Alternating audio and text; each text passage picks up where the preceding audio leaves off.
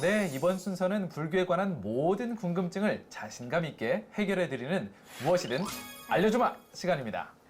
네, 이 시간은 불자님들뿐만이 아니라 많은 시민분들께 불교에 대한 다양한 궁금증들을 들어보는 시간입니다. 여러분께서 불교에 대한 궁금증이 있으시다면 저희 자연 스님께 직접 질문을 해주세요.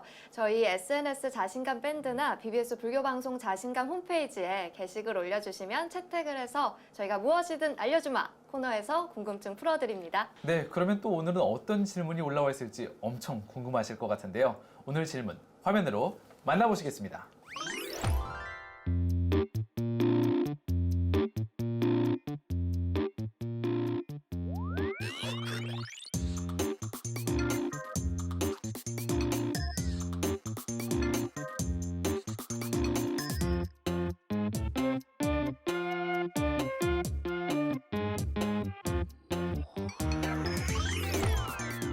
많은 불자님들이 천도제에 관해서 굉장히 궁금해하시는 것 같은데 스님 좀 알기 쉽게 설명해 주시죠. 천도제라고 하는 거는 천도할 때 그 돈은 건너간다라는 뜻이고요. 건네준다. 그러니까 이쪽에서 저쪽으로 넘어간다라고 하는 거고요. 천은 천거한다. 뭐 이런 의미예요. 그래서 좋은 쪽으로 천거해서 보내준다. 그러니까는 상태가 안 좋은 쪽에 있는 사람을, 그러니까는 무슨 예를 들어서 뭐 감옥 같은 데 있는 사람을 빼서 풀어준다.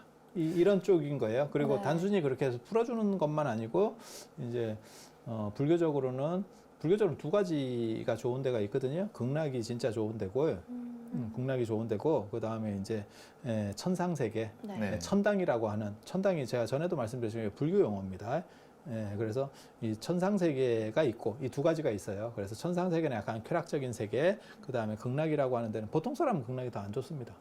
극락은 약간 공부해야 되는 세계. 네. 공부가 병행되는 즐거움이 있는 세계. 좀 더 상위라고 볼 수 그렇죠. 있나요? 불교적 왜냐하면 관점에서 보면? 공부를 하니까 밑으로 안 빠진다는 거예요. 네. 쾌락이 안 이쪽은 계속 좋은 것만 이렇게 찾아다 하다 보니까 사람이 이제 점점 상태가 좀 나빠질 수 있는데 반해서 이쪽은 자기가 채워가면서 네.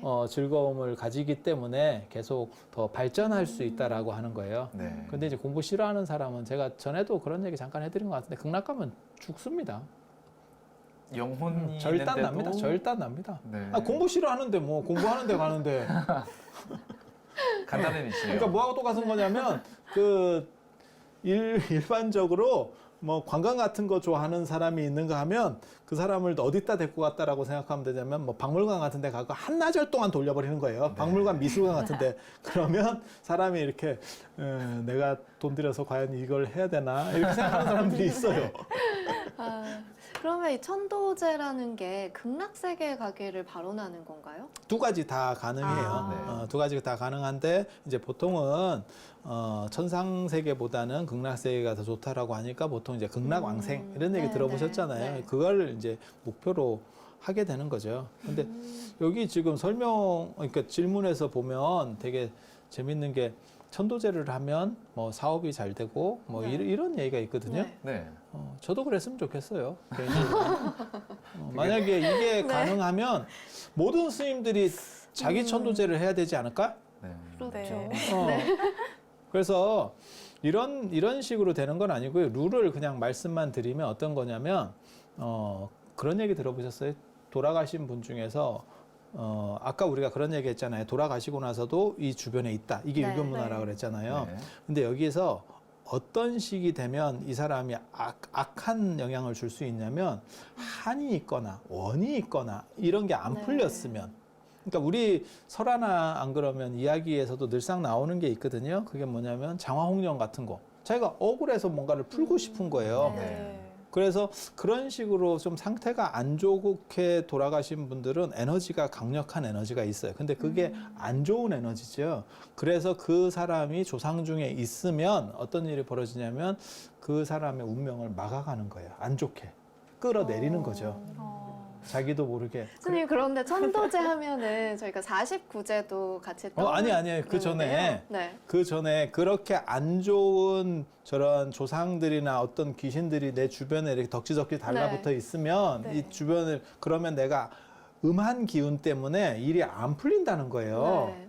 그랬을 때 그러한 영혼들을 천도를 시키면 이게 해소가 되면서 이게 내 운이 풀린다는 그런 의미예요. 천도제가 좋은 쪽에 천도가 되면 그 에너지가 좋은 긍정적 에너지가 오면서 내 운이 바뀐다. 네. 사실은 지금 질문한 건 그런 얘기예요. 네. 아. 그런 선상에서 얘기들이 되는 거예요. 네. 하지만 이거를 한마디로 얘기해서 맹신하면서 갈 수는 없다는 얘기를 제가 지금 해드리는 그런 정도라고 보시면 돼요. 그러니까 네. 구조는 전체 구조는 그렇게 된 거예요. 그리고 아까 하실 말씀. 네. 그 천도제라고 하니까 저는 또 49제가 생각이 나더라고요. 이 두 가지의 차이점에 대해서도 짚어주시면 좋을 것 같아요. 천도제하고 49제는 완전히 달라요.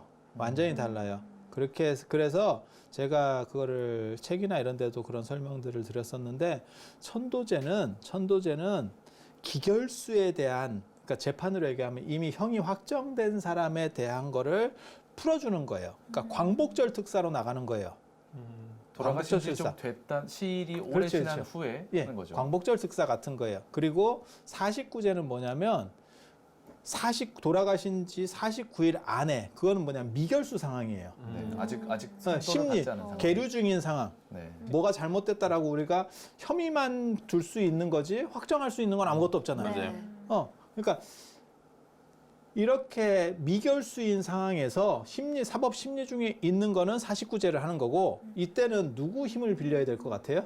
변호사를 잘 써야죠. 변호사요. 이게 전관예우예요.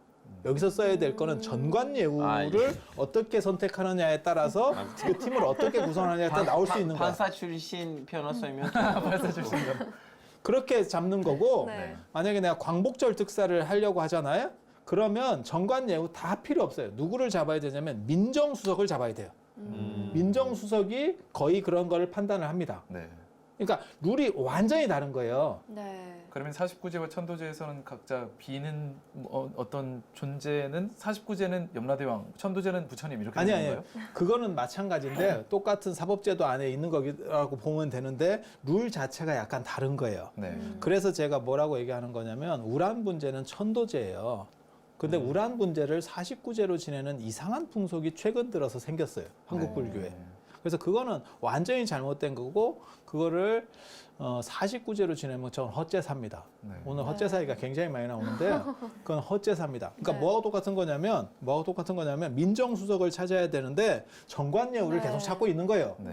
그러면 이거는 정관예우가 아무리 센 사람이 와도 이걸 풀어줄 몰라. 정관예우 했다가 나중에 민정수석으로 들어가면 상황이 바뀔지는 네. 몰라도, 그래서 이것도 헛제사예요. 네. 그런데 쓸데없는 스님들이 자꾸 그런 걸 유포를 시켜. 그래서 나는 더 놀라운 건 49제를 49번 한다는 데도 봤어요. 원래 원래 7번을 일곱 번. 쓸모없는 네. 거예요. 네. 왜냐면 한 번, 그거는 신인상하고 똑같기 때문에 평생에 단 한 번밖에 못 하는 거예요. 네. 아무리 연기를 잘하고, 예전에는 안성기 씨가 나무주연상을 엄청나게 탔었거든요. 네. 그래도 그분도 신인상은 한 번 타는 거예요. 그리고 그때 못하면 이거 신인상은 영원히 없는 거예요. 그러네요. 네. 대상이나 이런 거는 뭐 얼마든지 탈 수 있는 거고, 그 사람이 연기를 잘하면 얼마든지 탈 수 있는 거고, 100번도 탈 수 있는 거고, 신인상은 평생 한 번이고, 네. 그건 끝이에요. 그때 못하면. 그래서 49제가 신인 상황에 해당하는 거예요. 네. 그래서 이거는 반복될 수 있는 게 아니에요. 네. 네.